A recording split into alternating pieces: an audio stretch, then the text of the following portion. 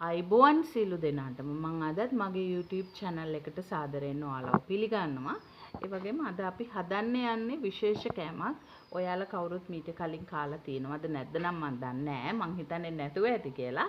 මේක විශේෂයි. මේක මේ පැස්තා එකක්. ඒ වගේම නූඩල්ස් කියලාත් කියනවා, පැස්තා කියලාත් කියනවා. හැබැයි අපේ රටේ හදන දෙයක් නෙමෙයි. අසර්බයිජානේ ඒගොල්ලන් තමයි මේ විදිහට හදන්නේ. ඒ වගේම මේ තායිලන්තෙත් මේක හදනවා.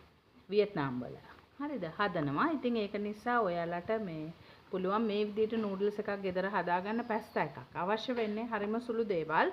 පාන් පිටි ඕන වෙනවා. මම අද අරන් තියෙනවා පාන් පිටි. මේකට අපිට බිත්තර මේ ගන්න පාන් පිටි ප්‍රමාණයට අපිට මං හිතනවා මේ ප්‍රමාණයට මම මේ හුඬු 3ක් වගේ අරන් තියෙන්නේ. මේ ඒකට අපිට බිත්තර 2ක් දැම්මම ඇති. ඒ වගේම වතුර ඕන වෙනවා.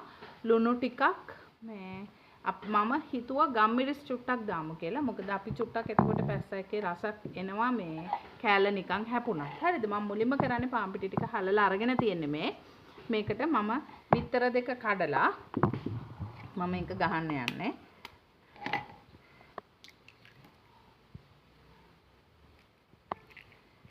බිත්තර 2ක් මම දාගත්තා.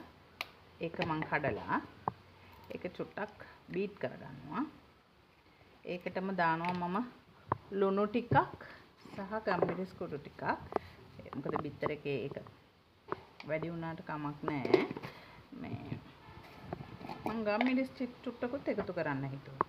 ඒක ටිකක් වැඩිපුර එකතු කරනවා. මොකද පාන් පිටි එකේ නිකුත් නැති නිසා. හරිද? මම පොඩ්ඩක් අහ ගන්නවා, බීට් කර ගන්නවා. මම මේකට දැන් මම බිත්තර එක බීට් කරා. ඔයගොල්ලෝ දැක්කා. මම දැන් බිත්තර බීට් කරා ඔයගොල්ලෝ දැක්කනේ. මම මේකට මෙන්න ලුණු ටිකක් එකතු කර ගන්නවා. මොකද පාන් පිටි එකේ ලුණු ගතියක් නැති නිසා. ඒ වගේමයි මේකට මම බීට් කරපු බිත්තර ටික එකතු කරගන්නවා. හරිද? බිත්තර ටික එකතු කරගත්තා. ඒ වගේම මම මේකට මේ වතුර හොඳද? ඇල් වතුර මේකට දාලා ගන්නවා. මොකද ඒකේ අර බිත්තර සාරු ගතිය තියෙන හින්දා මේකට ටික ටික එකතු කරන්න ටිකක් දාගන්න. ලොකු ප්‍රමාණයක් නෙමෙයි. මම ටිකක් එකතු කරගත්තා. දැන් මම මේක හොඳට අනා ගන්නවා. හරිද? ඉතින් හොඳට අනා ගන්නවා. මෙහෙම අනා ගන්නවා. හරි? හොඳට අනා ගන්න. අපිට ඩෝ එකක් තමයි හදා ගන්න ඕන. දැන් ඔයාලට පේනවා මේක මේ ඇනිගෙන එනවා. හැබැයි වතුර ගතිය මදි. ඒක නිසා වතුර ටිකක් අපි එකතු කරලා අපි හොඳ ඩෝ එකක් තමයි හදාගන්නේ.